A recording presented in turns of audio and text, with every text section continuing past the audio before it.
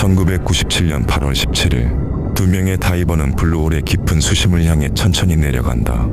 10m, 20m, 30m. 빛이 닿지 않는 어둠 속 그들은 지도에 없는 작은 틈을 발견하게 된다.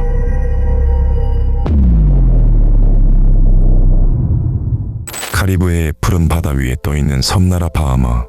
그 중에서도 가장 큰 섬 안드로스에는 세계에서 가장 많은 블루홀이 존재한다. 수백만 년 동안 형성된 이 거대한 수중 싱크홀은 다이버들에게는 성지와도 같은 곳이지만 동시에 가장 위험한 장소이기도 하다. 다이버들은 깊은 수심에서 보이지 않는 적과 마주하게 되는데 바로 질소 마취이다. 수심이 깊어질수록 수압은 증가하게 되고 압력에 의해 몸속의 질소가 혈액과 신경계에 점점 더 많이 녹아들게 된다. 마치 술에 취한 것처럼 정신이 흐려지며 방향 감각을 잃고 환각에 빠져 정상적인 판단이 어려워진다. 더욱 무서운 점은 질소 마취의 영향이 사람마다 다르다는 것이다. 어떤 다이버는 30m에서 증상을 바로 느끼지만 어떤 다이버는 60m 이상 내려가도 증상을 느끼지 못한다. 자신이 질소 마취 상태라는 걸 인식하지 못하고 너무 깊이 내려간 다이버들은 스스로 공기 조절기를 빼버리는 기이한 행동까지 하게 된다. 실제로 한 다이버는 이렇게 말했다. 처음엔 기분이 좋아지고 모든 게 선명하게 보였다. 하지만 곧 나는 방향 감각을 잃었고 왜인지 숨을 쉬지 않아도 괜찮을 것 같다는 생각이 들었다. 실제로 경험이 많은 전문 다이버들조차도 질소 마취의 영향을 과소평가했다가 사고를 당하는 경우가 많다. 그럼에도 불구하고 다이버들은 이곳에 도전한다. 아무도 가보지 않은 미지의 세계를 발견하고 탐험하는 것, 그것이 바로 그들의 존재 이유이기 때문이다. 롭 파커는 영국 본머스 출신으로 어릴 때부터 모험과 스포츠를 즐겼다. 그는 해안 절벽에서 암벽 등반을 하며 이름을 알리기 시작했고 곧 동굴 탐험으로 관심을 넓혀갔다. 누군가 새로운 도전에 나서면 그는 절대 뒤처질 수 없는 성격이었고 그의 경쟁심은 결국 동굴 다이빙으로까지 이어졌다. 당시 30세에 불과했지만 롭 파커는 이미 영국에서 가장 뛰어난 다이버로 인정받았으며 그는 과거 영국의 우키홀에서 63m의 잠수 기록을 세웠다. 그 기록은 무려 20년 동안 깨지지 않은 전설적인 기록이었다. 1997년 독일의 한 다큐멘터리 촬영팀은 블루홀 탐사를 주제로 한 영상을 기획하기로 한다. 그들은 촬영을 위해 블루홀 다이빙의 전문가가 필요했고 처음 섭외된 인물은 롭 파머였다. 그는 블루홀 탐사의 선구자이자 수십 번의 블루홀 다이빙을 경험한 베테랑이었다. 하지만 촬영을 앞둔 그는 이집트 홍해에서 다이빙 중 실종되었고 예기치 못한 비극의 촬영팀은 새로운 전문가를 찾아야만 했다. 그렇게 그들이 선택한 인물은 바로 롭 파커였다. 그렇게 파커는 그의 다이빙 파트너인 댄 말론과 함께 바하마로 떠났고 그들이 촬영을 진행할 블루홀은 포샤크스 블루홀이었다. 특이한 구조를 가지고 있는 이 블루홀은 입구는 산호초로 둘러싸여 있지만 내부에는 바하마에서 가장 큰 동굴 중 하나가 자리 잡고 있다. 길이 약 70m, 깊이 60m에 달하며 이곳이 그들의 주요 탐사 지역이었다. 파커와 댄 말로는 본격적인 촬영에 앞서 10일 동안 블루홀에 적응하기 위한 훈련을 진행했다. 감압 절차를 연습하고 장비를 점검하며 내부 지형을 파악하는 것이 목표였다. 그러던 중 파커는 수심 약 40m 지점에서 좁은 통로를 발견했다. 이 통로는 기존 지도에 표시되지 않은 곳이었다. 처음에는 단순한 바위 틈이라고 생각했지만 빛을 비춰보자 안쪽은 예상보다 깊었고 내부 끝은 보이지 않았다. 이후 파커는 추가적인 탐사를 위해 통로의 존재를 촬영팀에 보고했다. 하지만 이곳은 원래 촬영 계획에는 포함되지 않은 구역이었고 안전상의 문제로 추가적인 탐사는 허가되지 않았다. 그러나 롭은 모험가 기질이 강한 사람이었다. 그는 본격적인 촬영 일정이 시작하기 전에 말론과 함께 균열을 조사하기로 계획하고 1997년 8월 17일 오후 8시 블루홀의 조류가 가장 잠잠해지는 시간에 맞춰 다이빙을 시작했다.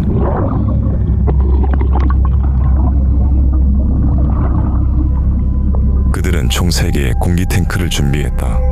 이 중 하나는 복귀 시 사용할 여분의 공기 탱크였고 균열 안에서는 일반 압축 공기와 트라이믹스 총 2개의 공기 탱크를 사용하여 탐사할 계획이었다. 이때 쓰이는 트라이믹스는 산소와 질소로 이루어진 일반적인 공기 탱크와는 다르게 질소의 양을 줄이고 밀도가 낮은 헬륨을 추가한 혼합 기체로 깊은 수심에서 발생하는 질소 마취를 막기 위해 사용된다. 미지의 통로 앞쪽에 도착한 그들은 복귀 시 사용할 공기 탱크 하나를 입구에 배치한 뒤 내부로 진입했다.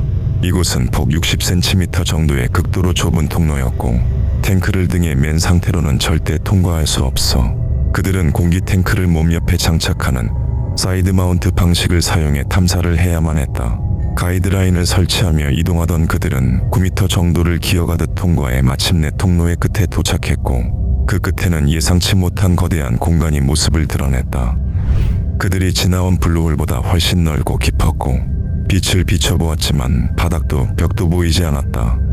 이곳은 기존지도 어디에도 없는 발견되지 않은 미지의 블루홀이었다.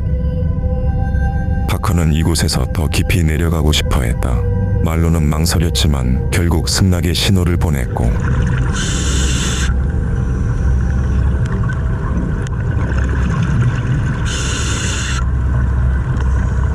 그렇게 수심 67m까지 내려간 두 사람은 압축 공기에서 트라이믹스로 교체했다. 이 지점에서도 바닥은 보이지 않았다. 이곳의 끝은 어디일까?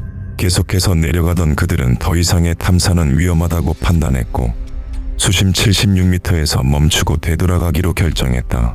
그러나 그 순간 말론의 트라이믹스 레귤레이터에 이상이 생겼고 그는 즉시 압축 공기로 전환해야 했다. 하지만 깊은 곳에서 갑자기 압축 공기로 바꾸는 것은 위험한 행동이었다. 그러나 그는 선택의 여지가 없었다. 결국 다시 일반 압축 공기로 전환했고 곧바로 강렬한 질소 마취가 찾아왔다. 마치 순식간에 맥주 12병을 들이킨 듯한 느낌. 머리가 어지러워지고 판단력이 흐려졌다. 그는 정신을 집중하며 천천히 상승하기 시작했다. 그리고 파커에게 자신의 레귤레이터가 고장이 나서 압축 공기로 변환했다는 사실을 알리려고 했다. 그런데 어느 순간 뒤를 따라오던 파커의 기척이 느껴지지 않았다. 그는 의식을 잃은 채로 아래로 가라앉고 있었다. 말로는 본능적으로 반응했다. 급강하하며 파커를 따라갔고 약 10m를 내려간 끝에 간신히 그를 붙잡았다. 그리고 온 힘을 다해 끌어올리기 시작했다. 그러나 상황은 악화되고 있었다. 호흡이 가빠지면서 공기는 빠르게 소모되었고 설상가상으로 롭을 끌어올리는 과정에서 말론의 오리발이 벗겨지면서 상승 속도가 크게 줄어들었다. 우여곡절 끝에 통로 근처까지 도달했지만 새로운 문제가 발생했다. 이 좁은 틈으로 기절한 파커를 끌고 갈 방법이 없었다. 의식이 없는 그를 억지로 밀고 나가려면 말론도 위험해질 수 있는 상황이었다. 그때 기적적으로 파커가 다시 움직이기 시작했고 그는 마치 반사적으로 발을 움직이며 수영하기 시작했다. 말론은 안도하며 먼저 통로를 통해 되돌아 나가기 시작했다. 그리고 서둘러 입구 앞쪽에 배치해놨던 공기 탱크를 찾아 교체를 하고 손전등을 비춰 파커가 따라오는지 확인했다. 그러나 그의 모습은 보이지 않았다. 말로는 갈등에 빠졌다. 다시 들어가야 하나. 하지만 시간이 지날수록 좁은 통로의 조류는 강해지고 있었고 지금 이 상태에서 다시 안으로 들어간다면 자신도 돌아오지 못할 수도 있었다. 그는 이미 공포에 질려 있었고 결국 구조 요청을 위해 수면으로 향하기로 했다. 하지만 깊은 수심에서의 다이빙은 즉시 수면으로 올라갈 수 없었다. 급상승하면 치명적인 잠수병이 발생하기 때문에 그는 몸의 압력을 낮추기 위해 3시간 동안 감압 절차를 진행해야 했다. 내가 친구를 버린 걸까? 지금이라도 다시 들어갈까? 그는 그 3시간 동안 파커를 두고 떠나야 한다는 죄책감에 고통스러워했다. 다음 날 아침 수색팀은 수심 45m 지점에서 파커의 시신을 발견했고 장비를 모두 제거한 뒤 가까스로 좁은 통로를 빠져나올 수 있었다. 그의 부검은 진행되지 않았고 다이버 전문가들은 그가 질소 마취로 정신을 잃었을 거라고 추측했다. 파커는 지금까지 다이빙에서 질소 마취의 증상을 느낀 적이 없었고 깊은 수심에서 자신의 실력을 간과해 트라이믹스 탱크로 교체하지 않았을 거라는 추측이었다. 질소 마취는 소리 없이 찾아왔고 좁은 통로에서 다시 한번 정신을 잃으면서 강한 조류에 의해 블루홀로 다시 빨려 들어갔다는 것이다. 하지만 이것은 추측일 뿐 그가 어떠한 불운으로 사망했는지 정확한 사인은 밝혀지지 않았다. 무엇이 진실이었든 로파커는 그날 돌아올 수 없었고 포샤크스 블루홀은 여전히 인간이 다 밝혀내지 못한 미지의 공간으로 남아있다. 제로나인웰, 미국의 텍사스주 중남부에 위치한 이 동굴은 모험가들 사이에서도 난이도가 높기로 유명하다. 약 100m 깊이의 이 동굴은 여러 번의 수직 하강이 필요하며 로프를 이용한 고난도의 하강 기술이 요구된다. 입구에서 약 40m를 하강해야 비로소 본격적인 내부로 진입할 수 있다. 이 구간에는 수직으로 설치된 물 파이프가 지나가고 있어 공간이 매우 좁고 움직임이 제한된다. 그렇게 바닥에 도달하면 본격적인 동굴 탐험이 시작된다. 약 50m 길이의 수평 통로에는 작은 폭포들이 흐르고 있으며 진흙과 물기로 인해 내부는 매우 미끄럽고 위험해 웨트슈트와 동굴 탐사용 방수부츠 착용이 필수이다. 통로 끝에서는 두 번째 하강이 시작된다. 약 20m 깊이로 석회암 침전층을 따라 폭포가 흘러내리는 구간이다. 이후 무너진 바위 사이를 기어가야 하는 좁고 복잡한 통로들이 이어지며 세 번째 하강 지점에 도달하게 된다. 마지막 하강은 약 17m. 또 하나의 폭포를 따라 내려가면 여러 개의 무릉덩이와 진흙으로 뒤덮인 머드룸에 도착하게 된다. 이곳은 일반적으로 탐험의 마지막 구간으로 여겨진다. 하지만 2003년 한 탐험가가 머드룸의 벽 최상단에서 통로로 보이는 구조를 발견하게 된다. 이 통로는 또 다른 동굴로 이어질 수도 있는 가능성이 있었지만 문제는 그 위치였다. 도달하기 위해선 무려 약 50m에 달하는 수직 벽을 올라야 했고 이 극한의 난이도 앞에서는 누구도 쉽게 도전할 수 없었다. 하지만 이 통로를 직접 발견한 조 아이비는 달랐다. 조 아이비는 16살 때 동굴 탐험 동호회에 가입하면서 처음 동굴 탐험을 시작했다. 그 후로 그는 수백 개의 동굴을 탐사하며 아직 알려지지 않았던 수많은 공간을 직접 발견하고 지도에 기록해왔다. 특히 그는 포데 몬테마요르라는 동굴의 탐사를 주도했고 그 결과 이 동굴은 북부 멕시코에서 가장 깊은 깊이 515m에 달하는 동굴로 기록되었다. 수많은 동굴을 지도하였던 그는 제로나인웰 동굴에 작은 통로를 발견하자마자 본능적으로 느꼈다. 그 뒤에는 또 다른 동굴이 있을 것이라는 것을. 조는 이 프로젝트에 함께할 사람으로 가장 믿고 의지하던 동료 팀 스티치를 떠올렸다. 그는 팀에게 자신이 발견한 통로에 대해 설명했고 팀은 잠시 고민한 끝에 제안을 수락했다. 두 사람은 오랜 시간 동안 수많은 동굴을 함께 탐사해왔고 서로의 실력과 판단력을 깊이 신뢰하고 있었다. 하지만 이번 탐험에는 명확한 장애물이 있었다. 바로 50m에 달하는 수직벽을 올라야 한다는 점이었다. 조와 팀은 이 벽을 오르기 위해 볼트 클라이밍이라는 방법을 선택했다. 바위에 구멍을 뚫고 금속 볼트를 박은 뒤 그 위에 로프를 하나하나 연결하며 직접 등반 루트를 만들어 나가는 방식이었다. 두 사람은 약 3주간 4차례에 걸쳐 깊은 머드룸까지 진입하고 벽에 뒤덮인 미끄러운 진흙을 제거했다. 매 등반마다 조금씩 높이를 올려가며 그들은 점점 천장 통로에 가까워지고 있었다. 그리고 마침내 통로의 20m 아래 지점까지 로프를 설치하는 데 성공했고 2000년 9월 30일 통로를 향한 마지막 등반이 시작되었다. 조와 팀은 이전에 설치해놓은 고정 로프를 타고 등반하기 시작했다. 로프의 끝에 도착했고 이제부터는 다시 로프를 설치하며 앞으로 나아가야 했다. 조가 먼저 벽을 올랐다.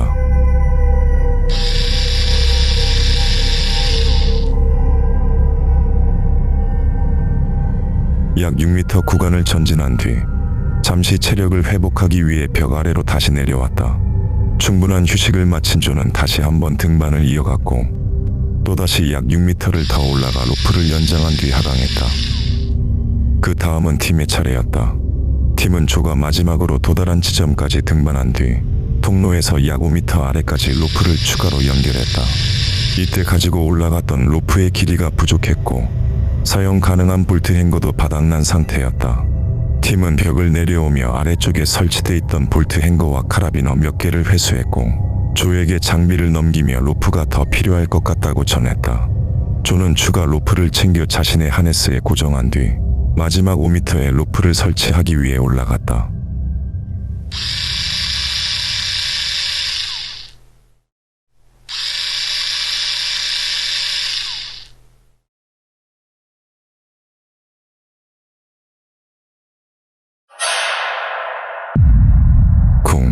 하는 둔탁한 소리와 함께 조는 순식간에 추락하고 말았다. 깜짝 놀란 팀은 즉시 조를 부르며 아래로 향했고 진흙이 가득한 가파른 경사면 틈에서 조를 발견했다. 그의 상태는 충격적이었다. 헬멧은 벗겨져 있었고 벽에는 선명한 피가 묻어 있었다. 로프는 끊어진 채 조는 경사면 틈에 끼어 있었고 바로 아래로는 더 깊은 낙하 구간이 이어지고 있었다. 조는 의식을 잃지는 않았고 짧게나마 의사소통이 가능했다. 하지만 추락 과정에서 하반신에 착용돼 있던 하네스가 충격으로 인해 가슴팍까지 밀려 올라온 상태였고 그 하네스가 그의 가슴을 강하게 압박해 조는 숨 쉬는 것조차 힘겨워했다. 팀은 당장 하네스를 풀어주고 싶었지만 조가 위치한 곳은 진흙으로 덮인 가파른 경사면이었다. 잘못 건드리면 조가 다시 미끄러질 수 있는 상황. 2차 추락을 막기 위해 팀은 먼저 로프를 하네스에 연결해 조의 몸을 고정시켰다. 그 후 조금이라도 더 안전한 곳으로 옮기기 위해 좁은 틈에 끼어있는 조를 위쪽으로 끌어올리기 시작했다. 하지만 진흙과 물기로 인해 바위 표면은 매우 미끄러웠고 작업은 쉽지 않았다. 그 과정에서 조는 극심한 고통을 호소했고 하네스는 그의 몸통을 점점 더 조여왔다. 사투 끝에 팀은 결국 조를 조금이나마 평평하고 안정적인 지점으로 옮기는 데 성공했다. 그제야 하네스를 풀 수 있었고 조의 호흡을 확인했다. 하지만 조는 아무런 반응을 보이지 않았고 팀은 곧바로 CPR을 시도했다.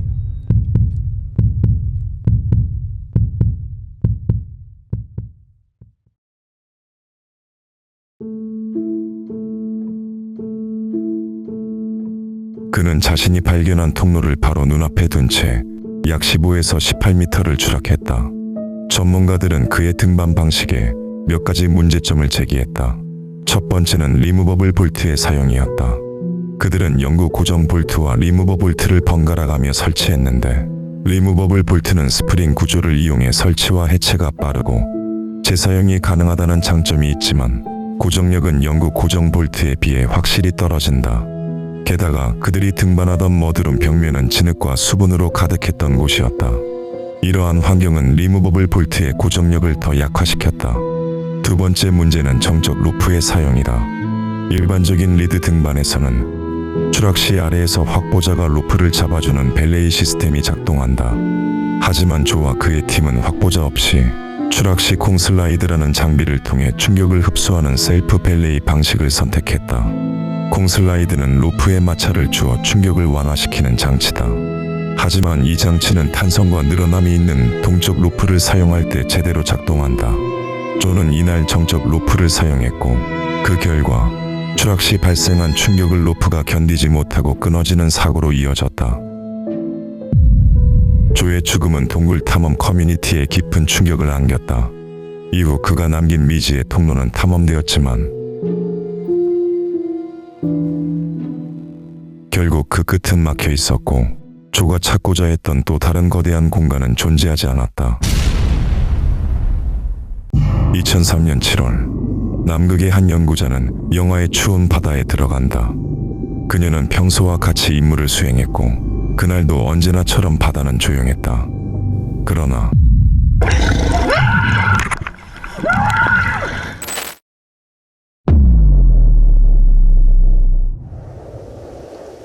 남극은 얼음과 바람으로 가득 찬 척박한 땅이다. 하지만 그 아래 바다에는 생명으로 가득한 독특한 생태계가 숨쉬고 있다.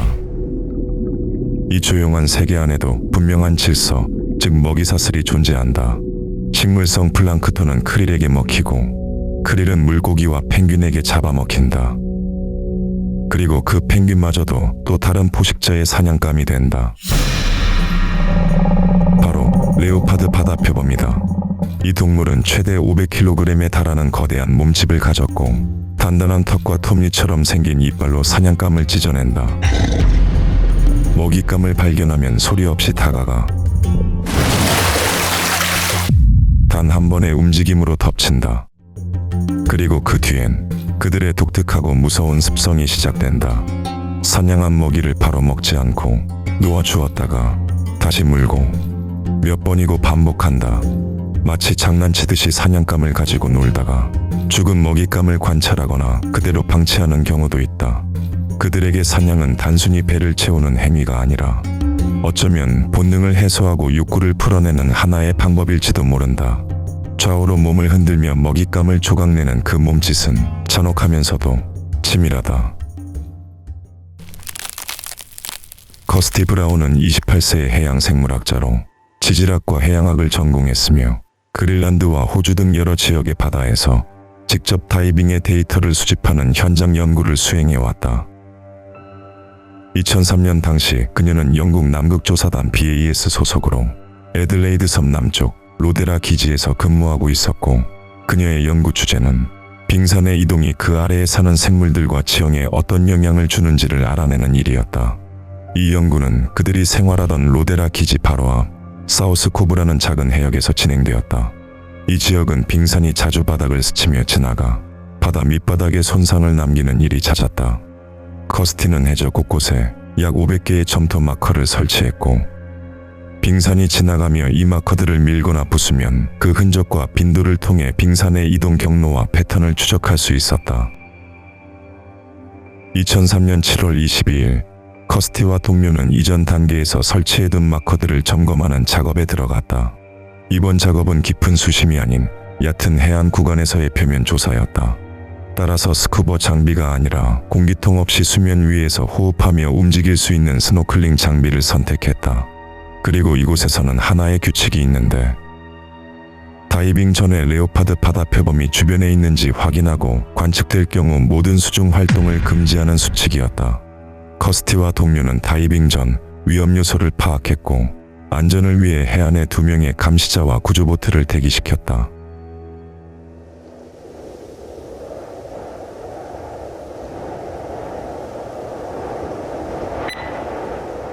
그리고 오후 3시, 커스티와 동료는 차가운 남극의 바닷속으로 천천히 들어갔다.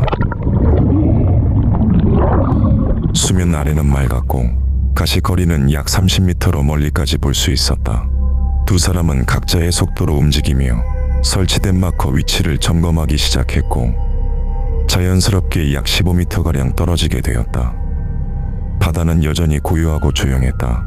하지만 그 평온한 수면 아래 이상한 기척이 다가오고 있었다. 커스티의 동료는 물속 어딘가에서 움직이는 커다란 그림자를 보았다. 바닥을 스치듯 유유히 움직이며 커스티 쪽으로 다가오고 있었다.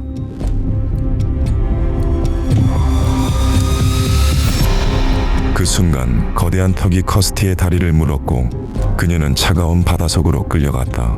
동료는 깜짝 놀라 그녀가 사라진 방향으로 헤엄쳤지만 그녀는 이미 수면 아래로 사라지고 없었다.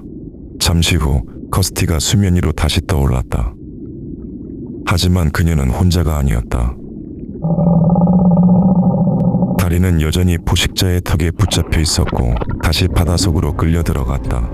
동료는 해안에 있는 인원에게 구조 요청 신호를 보냈고 기지의 구조 보트가 즉시 출발했다. 그 사이 커스티는 공기통 없이 단 하나의 숨만으로 계속해서 포식자와 사투를 벌이고 있었다. 레오파드 바다 표범은 그녀를 끌고 내려갔다가 다시 울려보내고 잠시 풀어줬다가 다시 문다.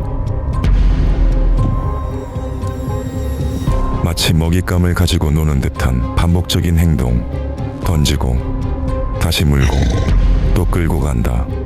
커스티는 몇 번이나 물 밖으로 떠오르려 했지만 그럴 때마다 다시 잡혀 점점 더 깊이 끌려갔고,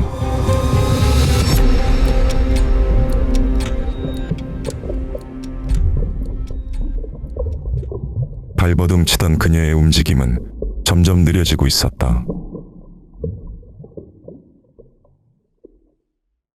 10분 가까이 지나서야 멀리서 다시 그 포식자의 실루엣이 떠올랐다. 수면 위를 유유히 떠다니는 레오파드 바다 표범. 그 입에는 여전히 커스티의 몸이 붙잡혀 있었다. 그녀는 얼굴을 아래로 향한 채 물 위를 질질 끌려가고 있었다. 구조보트가 급히 다가갔고 대원 중 한 명은 삽을 들고 포식자를 위협했다. 그제야 바다 표범은 마침내 그녀를 놓고 깊은 바닷속으로 사라졌다. 대원들은 커스티를 보트 위로 끌어올렸다. 그녀는 이미 의식을 잃은 상태였고 온몸은 찢긴 상처와 깊은 이빨 자국으로 뒤덮여 있었다. 구조보트가 기지로 돌아오는 내내 심폐소생술은 계속되었다. 1시간 가까이 이어진 구조 시도. 하지만 끝내 커스티는 다시 숨을 쉬지 못했다.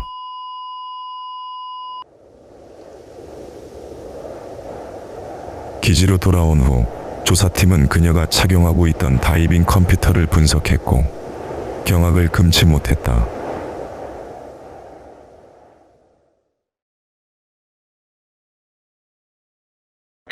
그녀는 수심 70m까지 끌려간 것으로 확인되었다.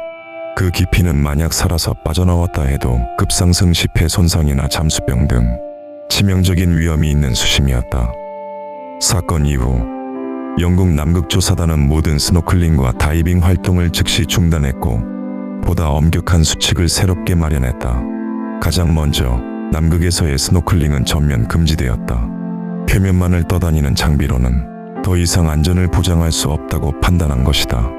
그리고 입수 전 최소 30분간 생물 관찰이 의무화됐고 해안 감시 인력과 함께 구조보트도 반드시 대기해야 한다. 마지막으로 수중에 들어가는 모든 인원은 지상과 연결된 실시간 통신 장비를 반드시 착용해야 한다. 그리고 커스티가 마지막 연구를 진행했던 해역 근처의 작은 무인도, 그곳은 이후 커스티 섬이라 불리게 되었다.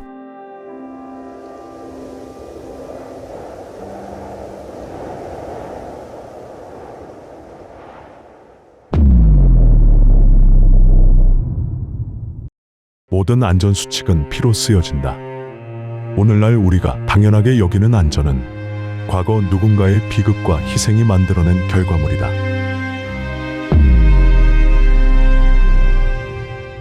(1955년) 28세의 해군 중위인 머레이 앤더슨은 그의 친구 도널드와 함께 깊은 수중 동굴로 들어갈 계획을 세운다. 그들이 들어갈 동굴은 미국 조지아주 올버니에 있는 라듐 스프링스라는 샘으로 분당 약 26만 5천 리터의 맑은 물이 올라오는 천연샘이다. 아름다운 자연 경관을 감상할 수 있는 이곳은 독특한 푸른빛 때문에 예전에는 블루 스프링스로 불렸지만 라듐이 발견되면서 푸른빛의 원인이 라듐에 발광하는 성질 때문이라는 것이 밝혀졌고 이후 라듐 스프링스로 이름이 변경되었다. 오늘날 라듐은 강한 방사능을 가진 물질로 몸에 장시간 노출되면 빈혈, 백혈병, 뼈 손상 등 심각한 문제가 될 수 있다. 하지만 1950년대에는 라듐이 치유의 효능을 가지고 있다고 믿어졌고 심지어는 라듐을 이용한 치약과 음료수까지 판매되었다. 이로 인해 라듐 스프링스는 치유의 물이라 불리며 관광 명소로 유명해진다. 그러나 다이버들의 관심을 끌었던 것은 치유의 물이나 푸른빛의 아름다운 경관이 아니라 바로 라듐 스프링스 바닥에 있는 수중 동굴이었다.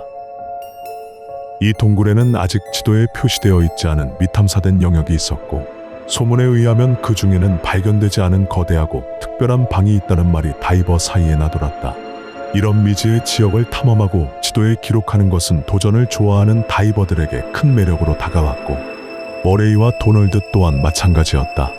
1950년대의 수중동굴 탐험은 극도로 위험한 스포츠로 여겨졌는데 이 시기에는 오늘날과 같은 다이빙 안전 규정이 없었고 판매되는 다이버 장비 또한 비용이 너무 높아 대부분의 다이버들은 버려진 부품과 재료로 직접 장비를 제작해야 했다. 머레이와 도널드 역시 이러한 상황에 처해 있었지만 머레이는 해군에서 받은 전문적인 훈련과 200시간 이상의 수중 경험이 있었다. 또한 도널드와 함께 조지아주의 여러 수중 동굴을 탐험하며 실력을 쌓았기에 이러한 열악한 조건도 두 사람의 모험심을 꺾기엔 부족했다. 그렇게 1955년 3월 14일 다이빙은 시작되었다.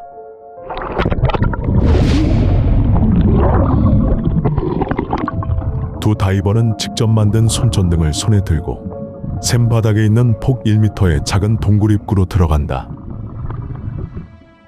머레이와 도널드는 동굴 입구에 가이드라인을 설치하지 않고 탐험을 시작했다. 동굴 입구에 가이드라인을 설치하는 것은 다이버들의 일반적 관행이었다. 이 퇴적물이 많은 동굴에서는 시야 확보를 위해 설치를 해야 했고 익숙하지 않고 처음 가는 동굴이라면 더욱 필수였다. 하지만 이들은 자신감에 이를 간과했고 바닥에는 두꺼운 퇴적물이 층층이 쌓여 있었다. 퇴적물을 건드리면 순식간에 물속으로 퍼지기 때문에 최소한의 움직임을 유지하며 통로의 꼭대기 가까이에서 헤엄쳐야 했다. 이때 불안을 느낀 도널드는 늦게나마 가이드라인을 깔기 시작했고 60m의 가이드라인을 모두 사용해 지도에 표시되지 않은 영역을 탐험했다. 도널드는 이 정도의 탐험으로 충분하다고 느꼈고 머레이에게 수면으로 돌아가자는 신호를 보냈다. 하지만 머레이는 여기에서 만족하지 못했다. 그의 앞에는 몇 갈래로 나뉜 통로가 보였고 더 많은 정보를 지도에 기록하고 싶다는 욕구가 생겼다. 도널드는 재차 돌아가자는 신호를 보냈지만 머레이는 이를 거절하고 홀로 탐사를 이어갔다. 도널드는 고민을 잠시 했지만 그를 따라가지 않고 자신이 왔던 길을 되짚어 수면으로 돌아가기 시작했다. 그렇게 두 사람의 운명은 엇갈리기 시작한다. 머레이는 여러 통로를 탐험했고 이 통로 어딘가에는 소문으로만 듣던 거대하고 특별한 방을 발견할 수 있을 거라 기대했다. 그러나 좁은 통로 때문에 침전물을 자꾸 건드릴 수밖에 없었고 시간이 지날수록 그의 시야는 뿌연 먼지에 잠식되어 갔다. 더 이상의 탐험은 불가능하다고 판단한 그는 시야가 완전히 사라지기 전에 동굴을 빠져나가기로 한다. 다행히도 도널드가 앞서 설치한 가이드라인이 그리 멀지 않은 곳에 있었고 이러한 악조건 속에서도 머레이는 침착함을 유지하려 했다. 그 순간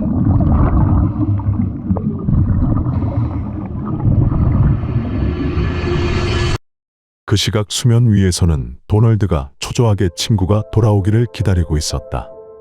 하지만 시간이 흘러 머레이의 공기 탱크가 곧 바닥날 것이라는 사실을 깨달았다. 지금 그가 할 수 있는 일은 그저 기다리며 친구가 다시 나타나기를 바라거나 장비를 착용하고 동굴로 다시 들어가 머레이를 찾는 것이었다. 하지만 이전 다이빙으로 대부분의 공기가 소진된 상황이었고 그는 실종 신고를 하려 했지만 1950년대에는 동굴 다이빙 구조를 할 수 있는 인원이 극히 제한적이었다.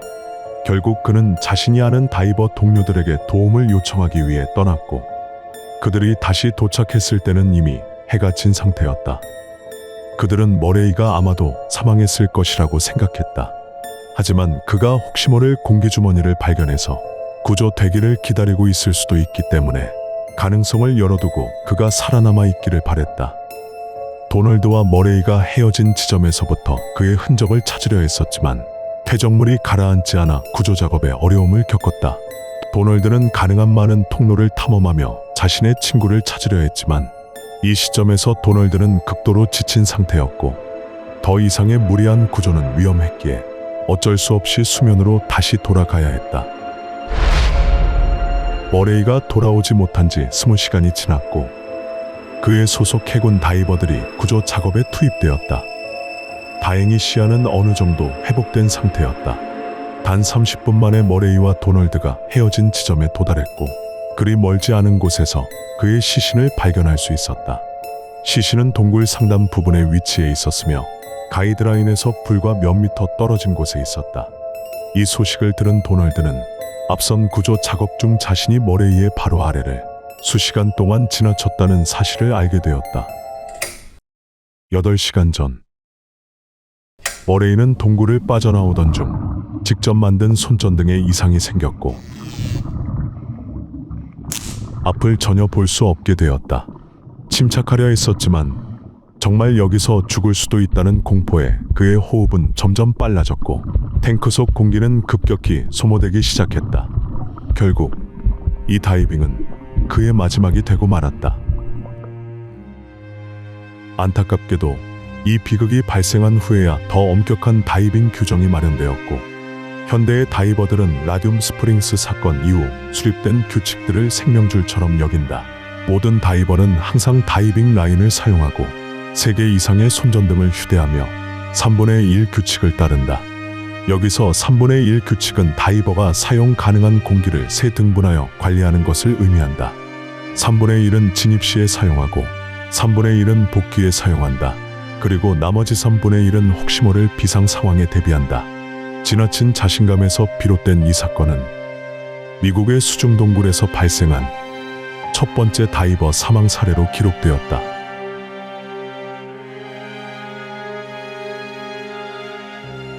모든 안전수칙은 피로 쓰여진다. 오늘날 우리가 당연하게 여기는 안전은 과거 누군가의 비극과 희생이 만들어낸 결과물이다. 갑작스럽게 물이 차오르면서 10대 소년들은 지하 동굴에 갇히고 말았다. 동굴에는 단 몇 분 정도의 숨을 쉴 수 있는 공기만 남은 절박한 상황에서 좁은 터널을 통과하는 것은 기적과도 같았다. 2005년 11월 맨체스터 홀의 비극은 그렇게 시작되었다. 영국 타드캐스터 지역의 중학생인 조셉과 에이미는 다음 주 학교에서 예정된 야외 현장 학습을 손꼽아 기다리고 있었다. 고등학교 입학 전 친구들과의 마지막 여행이기에 특별한 추억으로 남기고 싶어 했다. 현장 학습 당일 노스요크셔에 위치한 비월리파크 야외교육센터로 이동하였다. 약 100명의 학생이 9개의 그룹으로 나누어 각기 다른 활동을 진행하기로 했고, 에이미와 조셉은 동급생 9명과 수학 선생님이 포함된 총 12명으로 한 그룹을 이루었다. 일부 그룹은 하이킹이나 낚시 활동을 하러 갔으나 이들이 속한 그룹은 지하동굴 탐험을 선택했다. 그들이 도착한 곳은 맨체스터 홀이라 불리는 지하 동굴로, 겉보기에는 단순히 땅에 난 작은 구멍처럼 보였으나 실제로는 거대한 동굴로 이어져 있었다. 이 탐험을 이끌 17세의 자원봉사 가이드가 추가로 합류해 총 13명의 인원이 맨체스터 홀의 입구를 따라 동굴 안으로 내려갔다. 좁고 작은 통로를 지나자 곧 거대한 방이 나타났고, 천장이 15m 높이로 솟아 있었다. 축구장 크기만큼 넓어 모두가 뛰어다니기에도 충분했다. 바닥에는 몇 인치 정도 물이 고여 있었으나 모두 고무부츠를 신고 있어 물을 대수롭지 않게 여겼다. 큰 방을 지나 또 다른 터널이 다음 방으로 이어져 있었다. 이들은 진흙길을 따라 내려가 몇 분 후 또 다른 방에 도착했다. 두 번째 방은 첫 번째 방과 달리 천장이 낮고 좁았으나 여전히 11명의 학생이 돌아다닐 수 있을 정도로 넓었고, 바닥에는 더 많은 물이 고여 있었다. 그러나 이번에도 발목까지 오는 얕은 물이었기에 크게 개의치 않았다.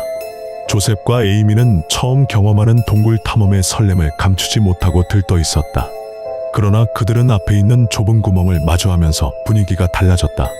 앞에 보이는 터널은 지금까지의 터널보다도 더 좁아 사람 하나가 겨우 들어갈 정도의 폭이었으며, 다음 방으로 이동하기 위해서는 12m에 이르는 이 통로를 지나야 했고, 가이드를 따라 학생들이 먼저 하나씩 기어갔다. 마지막으로 수학 선생님이 터널을 통과했을 때 방 안의 공기는 긴장감으로 가득 차 있었다. 마지막 방은 두 번째 방보다도 크기가 작았고 물의 수위가 갑자기 높아져 있었다. 밖은 춥고 바람이 불고 있었지만 오늘 비 예보는 전혀 없었다. 원래 맨체스터 홀에는 조금의 물이 있긴 했지만 이번 상황은 가이드도 처음 보는 광경이었다. 학생들의 무릎 높이까지 물이 차 있었고 그 물이 점점 상승하고 있다는 것을 깨달았다. 가이드는 이렇게 많은 물이 어디에서 오는지 의아해했지만 일단은 이 방을 떠나야 한다고 확신했다. 선생님이 맨 앞으로 가고 그 뒤로 학생들이 한 명씩 방금 떠나온 통로로 되돌아가기 시작했다. 어떤 구간은 2명의 학생이 나란히 기어갈 수 있을 정도로 이동이 수월했지만 다른 구간은 더욱 좁거나 경사가 있어 한 명씩만 이동할 수 있었다. 선생님과 9명의 학생이 터널 안에 들어갔을 때 갑자기 차가운 물이 터널을 가득 메우며 밀려왔다. 뒤쪽에 있던 학생들은 당황해 소리치며 앞쪽에 있는 친구들에게 빨리 가라고 외쳤다. 물은 계속 밀려왔고 학생들은 이 끔찍한 곳에서 벗어나기 위해 필사적으로 움직였다. 선생님은 재빨리 터널 밖으로 나가 두 번째 방에서 학생들을 안전하게 끌어내도록 도왔다. 물은 충격적인 속도로 상승했고 몇몇 학생은 물이 가득 찬 터널을 통과하기 위해 숨을 참아야 했다. 그 시각 마지막 방에는 에이미, 조셉, 가이드 3명만이 남았다. 물은 빠르게 상승해 어깨까지 차올랐고 터널을 거의 가득 채우고 있었다. 입구 근처에는 작은 에어포켓이 있었으나 되돌아가려면 숨을 참고 물속으로 머리를 담가야 했다. 숨을 참고 통로로 들어간 이들은 앞서 나가던 학생들과 마주쳤다. 가이드는 앞쪽 두 번째 에어포켓에서 공기를 보충하고 두 번째 방으로 나아갈 계획이었으나 들어갈 공간이 없었다. 어쩔 수 없이 되돌아가야 했고 결국 처음의 방으로 돌아갔다. 물은 계속해서 차올랐고 기다릴 시간이 없었다. 거의 천장 가까이 차오르고 있었고 멈출 기미가 전혀 보이지 않았다.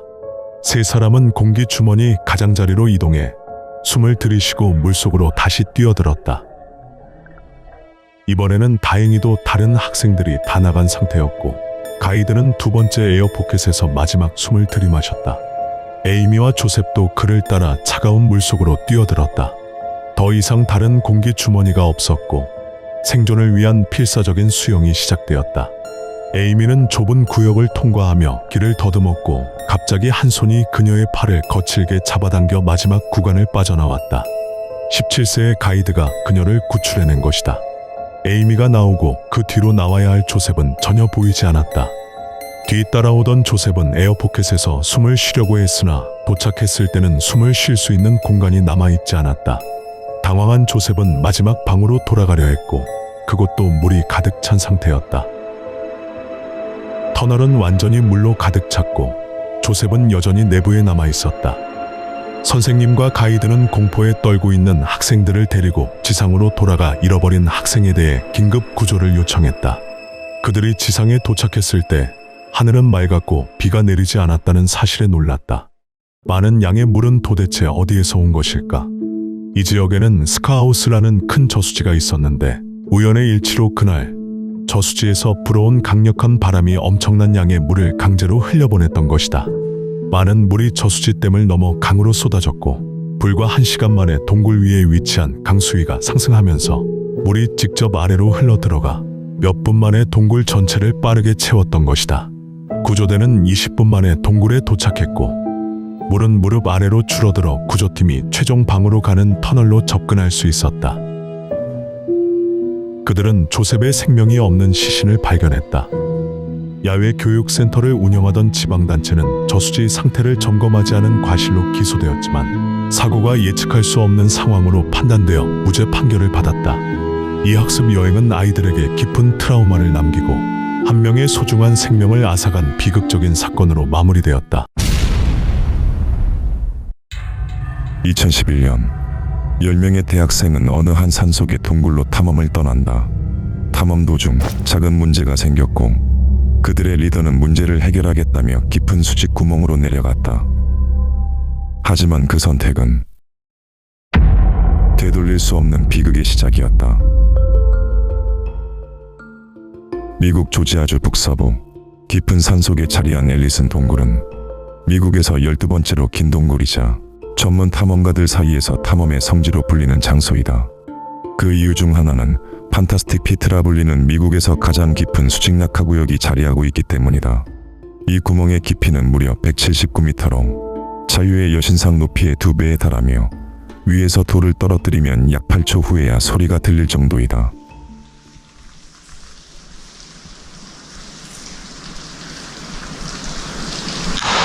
이처럼 비현실적인 깊이와 경관에 압도된 일부 탐험가들은 이곳을 꿈의 장소라 부르기도 한다. 하지만 진짜 탐험가들이 앨리슨 동굴을 찾는 이유는 단순한 구경을 넘어서 자신의 실력을 증명하려는 것에 있다. 앨리슨 동굴에는 판타스틱 피트 외에도 맨몸으로는 진입할 수 없는 여러 개의 깊은 수직 하강 구간이 존재한다. 이를 통과하려면 숙달된 로프 하강 기술은 선택이 아닌 필수이며 예기치 못한 돌발 상황에 침착하게 대처할 수 있는 판단력 또한 필요하다. 결국 준비된 전문 탐험가만이 이 동굴을 끝까지 통과할 수 있었고 많은 이들이 자신의 기술적 실력과 정신력을 인정받기 위해 도전했다. 그리고 2011년 2월 12일 2명의 어린 대학생은 이 위험한 동굴로의 탐험을 계획한다. 미국 플로리다 대학교에 재학 중이던 그랜트 라켄바흐와 마이클 피리는 같은 크리스천으로서 깊은 신앙적 유대감을 나눈 매우 가까운 친구였다. 두 사람은 암벽 등반, 스카이다이빙, 동굴 탐험 등 다양한 모험을 함께 즐기며 우정을 쌓아갔고 또 다른 탐험을 계획한다. 바로 앨리슨 동굴. 그들에게는 매우 높은 난이도의 동굴이었지만 첫 번째 수직 하강 구간인 웜어피트 전까지만 탐험할 계획이었기 때문에 안전하다고 생각했다. 그랜트는 이 모험의 리더이자 주최자로서 같은 학교의 동굴 경험이 있는 8명의 학생들을 모집하였고 총 10명의 학생이 탐험을 위해 조지아주로 떠났다. 도착 후 하루의 휴식을 취한 이들은 다음 날 본격적인 탐사를 위해 산을 올랐다. 이때 그들의 복장은 반팔, 반바지로 가벼운 복장이었다. 이는 2월에 아직까지 추운 날씨를 고려하면 문제가 되는 복장이었지만 앨리슨 동굴에 가기 위해서는 1시간가량 등산을 해야 했고 동굴 탐험을 하다 보면 금방 체온이 오르기 때문에 오히려 두꺼운 옷보다는 가벼운 옷을 선호했다. 무엇보다 그들은 이 탐험이 금방 끝날 것이라고 생각했기에 별다른 걱정은 하지 않았다. 동굴 입구에 도착한 이들은 사람 한 명만 지나갈 수 있는 좁은 입구를 통해 내부로 들어갔다. 동굴 내부의 온도는 평균 10도 정도로 쌀쌀했지만 등산으로 이미 몸의 열기는 올라갔기에 그다지 추위를 느끼지 못했다. 그렇게 탐험을 시작한 지 30분이 지났을 무렵 그들은 이번 탐험의 목적지인 워머 피트에 도착하였다. 피트를 구경하면서 잠시 휴식을 가진 그들은 몸의 활동이 멈추자 추위를 느끼기 시작했고 얼마 지나지 않아 다시 돌아갈 준비를 했다. 그때 한 학생이 자신의 가방을 워머 피트 아래로 떨어뜨리는 실수를 하게 된다. 문제가 발생하자 이 모험의 주최자인 그랜트는 리더로서 이 문제를 해결해주고 싶어 했고 아래로 내려가 가방을 회수하겠다고 자원했다. 친구들은 그를 말렸지만 몇 번의 탐험을 통해 자신감이 차 있었던 그는 이미 내려갈 마음을 먹은 상태였다. 게다가 워머피트는 여러 개의 수직 하강 구간 중에서도 가장 얕은 38m 깊이로 다른 구간에 비하면 난이도가 낮은 편임은 확실했다. 그랜트는 로프를 고정한 뒤 자신의 하네스에 줄을 연결하고 어둠 속으로 내려갔다. 막상 줄에 몸을 맡기자 워머피트의 높이는 생각보다 무섭게 느껴졌다. 사실상 아파트 13층 정도의 높이였기 때문에 이는 체감상 낮은 높이는 절대 아니었다. 그렇지만 그랜트는 위에 있는 학생들에게 괜찮다고 말하며 하강을 이어나갔다. 하지만 곧 그는 워머피트의 중간에 있는 폭포와 마주하게 된다.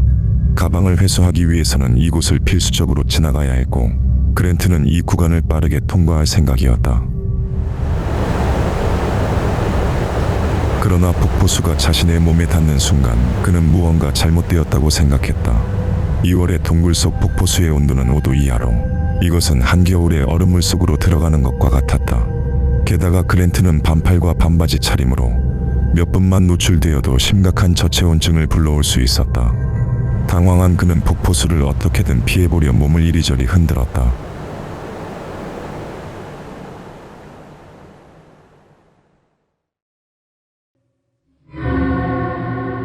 하지만 큰 움직임으로 인해 로프가 꼬이기 시작했다. 패닉이 온 그는 어떻게든 꼬인 줄을 풀어보려 발버둥 쳤다. 그러나 로프는 오히려 더 복잡하게 얽히면서 그랜트는 얼음장 같은 폭포수 아래에서 내려가지도 올라가지도 못하는 최악의 상황을 맞이하게 된다. 몸의 체온은 빠르게 내려갔고 주위는 참을 수 없는 고통으로 밀려왔다.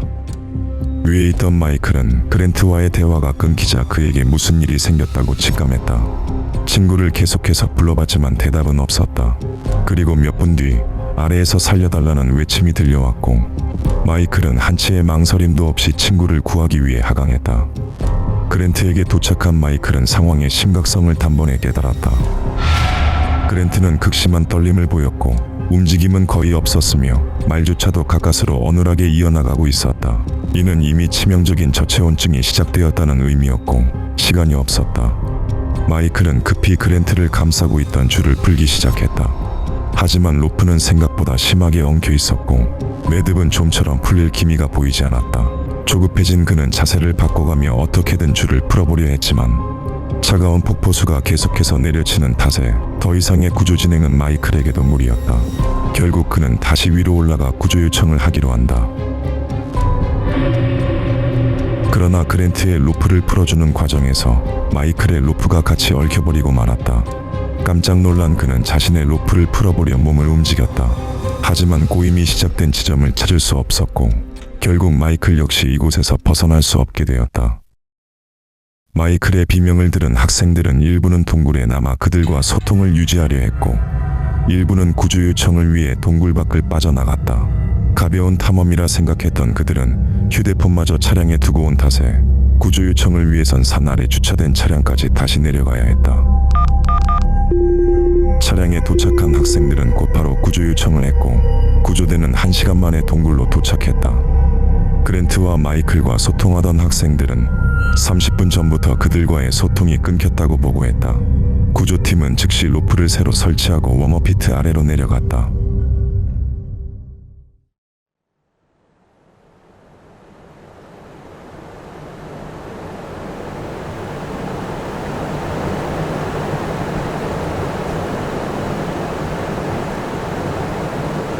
그리고 2011년 2월 12일 오후 3시 30분 그들은 차갑게 얼어붙은 마이클과 그랜트의 생명 없는 시신을 발견하게 된다. 복잡하게 엉킨 로프를 푸는 것은 구조대에게도 어려운 작업이었다. 구조 작업은 무려 6시간 동안이나 이어졌고 오후 10시가 되어서야 두 사람을 로프에서 풀어내고 끌어올릴 수 있었다. 그들은 5도 이하의 차가운 폭포수에 장시간 노출되어 저체온증으로 사망하였다. 준비되지 않은 복장, 차가운 폭포수, 여러 복합적인 문제가 있었지만 애초에 이 동굴은 그들과 맞지 않았다. 앨리슨 동굴은 숙련된 전문 탐험가만이 들어갈 수 있는 매우 높은 난이도의 동굴이다. 그랜트와 마이클은 동굴 경험이 아예 없는 건 아니었지만 비상상황 시 위기대처 능력이나 로프를 능숙히 다룰 수 있는 전문적 기술은 없었다. 그럼에도 그랜트가 내려갔던 이유는 무엇이었을까? 그는 이 모험의 주체자이자 그들의 리더였다. 팀이 문제에 직면했을 때 그는 아마도 리더로서의 책임감 혹은 무언가를 증명하고 싶은 마음이 있었는지도 모른다. 하지만 준비되지 않은 무모한 판단은 결국 자신뿐 아니라 가장 가까운 친구의 목숨까지 앗아가는 비극으로 이어졌다. 이들의 사망 이후 동굴 앞에는 새로운 경고판이 붙었고 이 동굴은 탐험가 모두에게 경고한다. 미국 미주리주 남서부 오자크 산맥의 깊은 계곡 아래에는 한적한 국립공원 로어링 리버 주립공원이 자리 잡고 있다. 겉보기에는 평화롭고 조용하지만 이곳에는 누구도 예상하지 못한 거대한 수중 동굴이 숨겨져 있다. 1846년 한 탐험가들이 강을 따라 올라가던 중 수면 아래로 사라지는 알 수 없는 물길을 발견한다. 그 길은 바위 틈으로 빨려 들어갔고 내부 구조는 너무 깊어 전혀 보이지 않았다. 이것이 로어링 리버 동굴의 첫 발견이었다.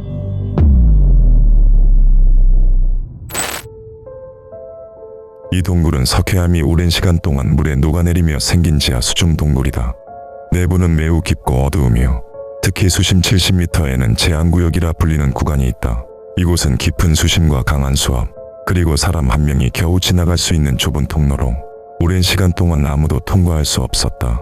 1979년 이 동굴에 대한 첫 수중 탐사가 이루어졌지만 당시 장비 수준으로는 수심 20m까지가 한계였다. 1999년 미주리 경찰 다이버팀이 약 40m까지 진입하면서 동굴 내부 일부를 지도하는 데 성공했다. 그리고 2021년 7월 근래에 들어서야 비로소 이 구간을 돌파하는 데 성공하게 된다. 미국의 수중 탐사 전문 다이빙 팀인 키스 리브리더스가 이 동굴의 탐사를 맡게 되었고 탐사 2개월 만에 최초로 수심 70m 아래 제한구역을 돌파하는 데 성공한다. 제한구역 너머에는 지금껏 아무도 보지 못한 거대한 지하 공간이 숨어 있었고 2021년 9월 25일 이들은 제한구역을 넘어서 104m의 깊이까지 도달했다. 그리고 2021년 11월 13일 탐사 시작 약 반년 만에 수심 144m에 도달하며 팀의 리더인 마이크 영과 동료 랜들 퍼디는 당시 미국 동굴 다이빙 역사상 가장 깊은 공식 기록을 세웠다. 그들의 도전은 거기서 끝나지 않았다.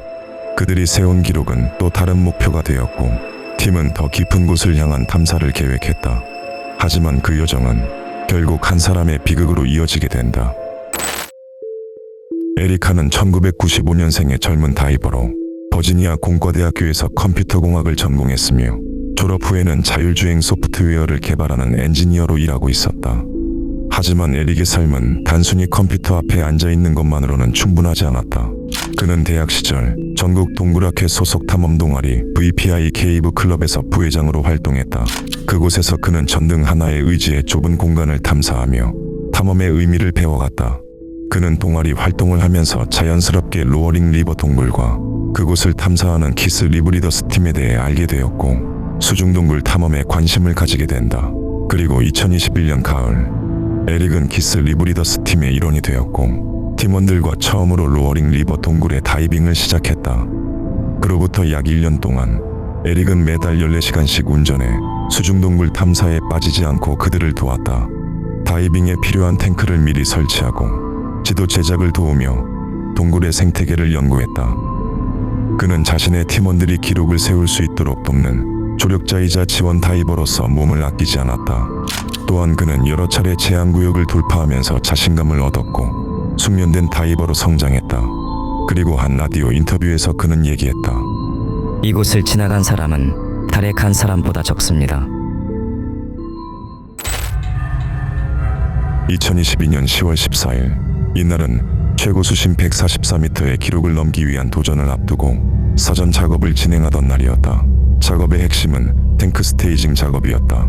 탱크 스테이징이란 다음날 깊은 수심으로 들어갈 주력 다이버들을 위해 수심에 맞춰 여러 개의 혼합 기체들을 미리 배치해 두는 작업이다. 이 탱크들은 비상, 감압, 기체 보충용 등으로 쓰이며 깊은 수심 탐사에서는 그야말로 생명줄과 같은 존재다. 이날 에릭 한과 그의 파트너 마틴은 총 7개의 탱크를 설치하는 임무를 맡았다. 4개의 탱크는 수심 21m 지점에, 나머지 3개의 탱크는 57m 지점에 설치하는 임무였다. 오전 11시 12분, 에릭과 마틴은 가이드라인을 따라 잠수를 시작했다. 깊이 내려갈수록 수온은 낮아지고 어두워졌으며 오직 다이버 라이트만이 길을 비췄다. 이때 이들은 제호흡기라는 장비를 사용하였는데, 제호흡기는 다이버가 내쉰 숨을 버리지 않고 그대로 순환시켜 그 안에 이산화탄소만 제거하고 부족한 산소만 보충한 뒤 다시 들이마시게 해주는 특수 장비이다.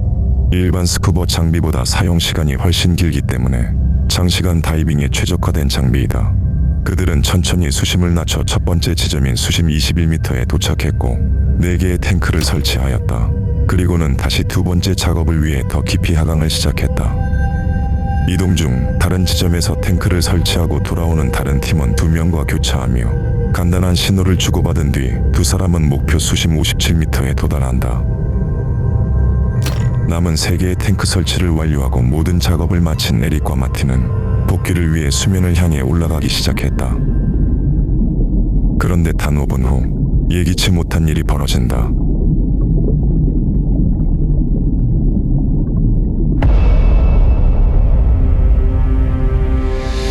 에릭은 마티의 어깨를 세게 들이받고 갑자기 위쪽으로 빠르게 솟구치기 시작했다.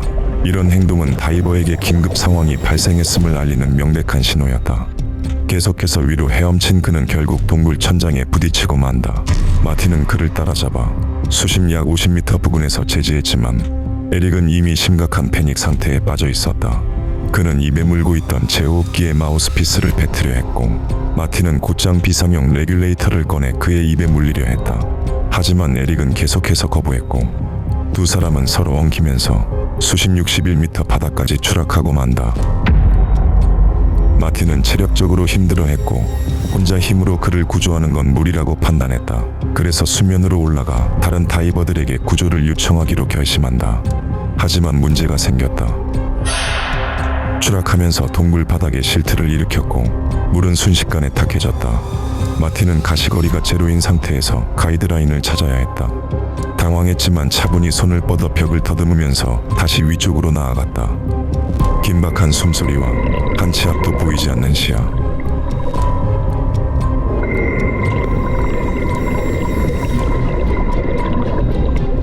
그는 끝내 가이드라인을 다시 찾는 데 성공하였고 곧장 출구를 향해 나아갔다.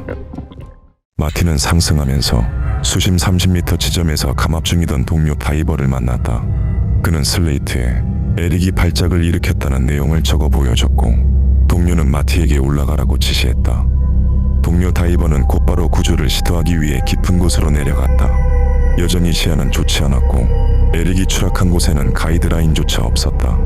동료는 라인을 새로 설치하며 수색을 시작했다. 그러던 중 아래쪽에서 희미하게 빛나는 라이트 불빛을 발견했다.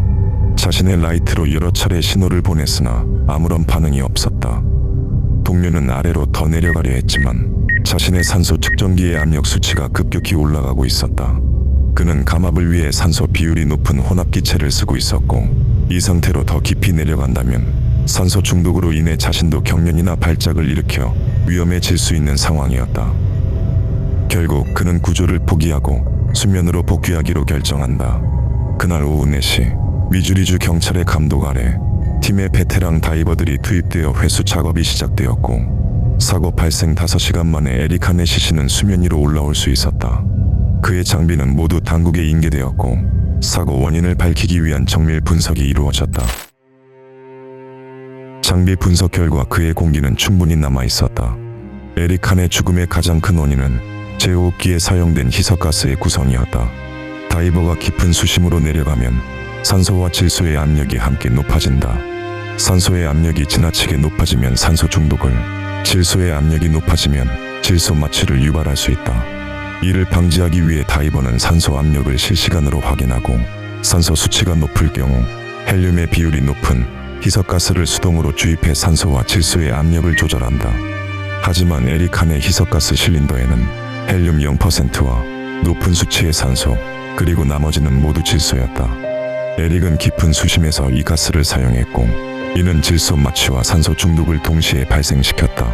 실제로 그의 산소 압력은 위험 수치인 1.6 ATA를 넘어서 1.8 ATA까지 상승한 기록이 남아있다. 이 수치는 에릭에게 전신경련, 발작, 호흡곤란 등 치명적인 결과를 초래했다. 그들의 기록은 한 생명이 비극적으로 끝나고 나서야 멈췄다. 키스팀은 즉시 로어링 리버 동굴에서의 모든 다이빙 활동을 중단한다고 발표했다. 그들은 동굴 안에 설치해두었던 18개의 스테이징 탱크와 수중 장비 전부를 회수했고 이후 다시는 그곳을 찾지 않았다. 키스팀의 리더인 마이크 영은 이번 사고에 관해 이렇게 말했다. 우리는 모든 안전 절차를 따랐습니다. 하지만 때로는 그마저도 충분하지 않을 때가 있습니다. 오늘날에도 수많은 탐험가들이 깊은 동굴 속으로 발을 들인다. 좁디 좁은 틈새를 비집고 들어가며 알 수 없는 어둠 속으로 향한다. 그곳은 신비롭고 아름답지만 때로는 목숨을 위협하는 위험도 숨어 있다.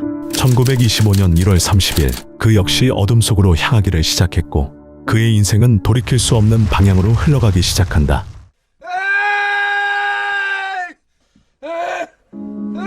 플로이드 콜린스는 미국의 동굴 탐험가였다. 다른 동굴 탐험가들보다 동굴에 대한 지식이 훨씬 뛰어났던 그는 10살 때부터 동굴을 탐험하며 동굴 안에 있던 원시시대의 유물들을 팔아 돈을 벌기 시작했다. 100년 전의 동굴 내부는 무법지대나 다름없었기 때문에 여러 불량배들이 콜린스가 발견한 동굴의 소유권을 요구하며 흉기를 들고 위협하곤 했다. 이러한 위협을 몇 차례 겪은 후 그는 동굴을 좀 더 은밀하게 탐험하기로 결심한다. 그러던 중 켄터키주에서 메머드 동굴을 발견하게 되었고 그곳을 상업적으로 활용하기 위해서 혼자 동굴의 좁은 틈을 탐험하며 돌덩이 같은 구조물을 치우고 통로를 넓히는 작업을 하고 있었다. 계속해서 깊숙이 탐험하던 중 마침내 사업적으로 활용할 수 있을 만큼 넓은 동굴을 발견하게 된다. 이 소식을 가족에게 전할 생각에 콜린스는 무척이나 기뻐했다. 그 순간 기름으로 켜둔 랜턴이 깜빡이기 시작했고 콜린스는 서둘러 동굴을 나가기로 한다. 그러나 동굴을 빠져나오던 중 실수로 랜턴이 완전히 꺼져버렸고 콜린스는 순식간에 어둠 속에 갇히고 말았다. 경험 많은 탐험가였던 콜린스는 당황하지 않고 어둠 속에서 벽을 더듬으며 천천히 출구를 향해 나아갔다. 그러던 중 콜린스는 실수로 동굴 벽에 붙어있던 암석을 건드렸고 그 암석이 그의 발목 위로 떨어졌다. 놀란 콜린스는 암석을 밀어내려 안간힘을 썼으나 그의 몸 위로 더 많은 돌들이 떨어지기 시작했다. 결국 좁은 동굴 통로에 갇혀버린 그는 꼼짝도 할 수 없었고 몸을 움직일수록 천장에서 더 많은 자갈과 돌이 쏟아져 내리며 상황은 더욱 악화되었다. 날카로운 종유석이 가득한 바닥 위에서 콜린스는 살려달라 외치며 잠들기를 반복했고 그렇게 25시간이 지나갔다. 콜린스의 실종을 주변 사람들은 아주 늦게 알아차렸다. 콜린스는 평소 세 곳에 거주지를 오가며 생활했고 혼자서 동굴을 탐험하는 것이 일상이었기 때문이다. 그러나 그의 부재가 계속되자 사람들은 그를 찾기 시작했다. 콜린스가 갇힌 곳까지 가려면 폭 10인치의 아주 좁은 통로를 통과해야 했다. 콜린스가 메머드 동굴에 있다는 사실을 처음 알린 사람은 17살의 보석상으로 평소 그도 동굴을 자주 드나들었지만 10인치의 통로에 들어갈 엄두를 내지 못했다. 결국 콜린스의 형제인 호머 콜린스가 좁은 공간을 기어들어가 3m 정도의 거리까지 접근해 약간의 음식을 전달했으나 통로가 너무 좁아 암석을 치울 수 없었다. 포기할 수 없었던 호머는 도르래를 이용한 밧줄로 플로이드를 구하려 했다. 밧줄을 당기는 순간 플로이드는 사지가 찢어지는 듯한 고통을 느꼈고 호머에게 제발 멈춰달라고 부탁한다. 결국 밧줄은 소용이 없었고 이번에는 동굴 위쪽 부분에 공간을 만들어 콜린스에게 다가가려고 했다. 그렇게 동굴을 넓혀 나가던 순간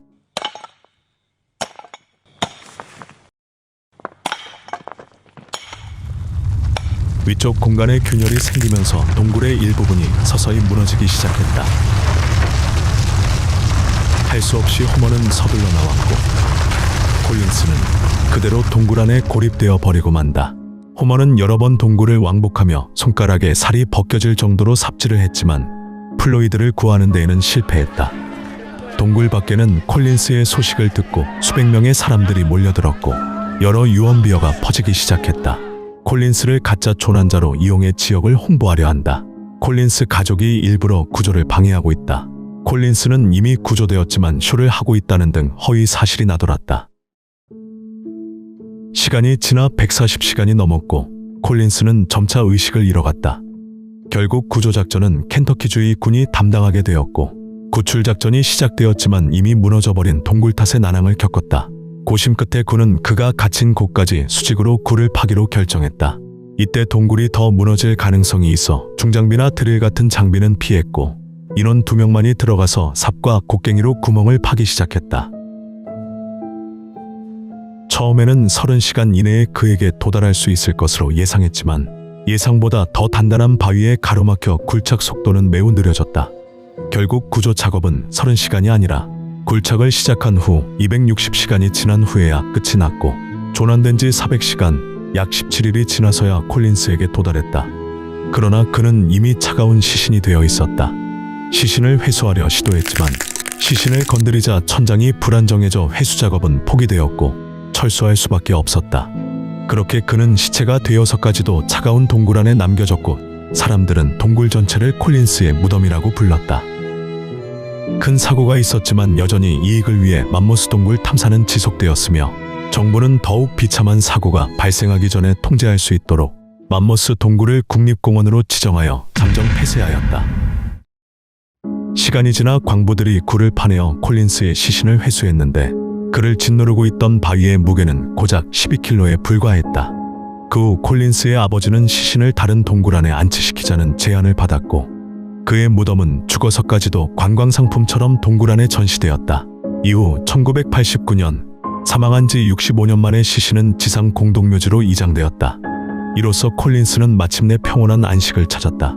그 후 조사 결과 메머드 동굴은 무려 405마일, 652km에 달하는 통로를 가진 것으로 밝혀졌으며 이는 세계에서 가장 긴 동굴임이 확인되었다.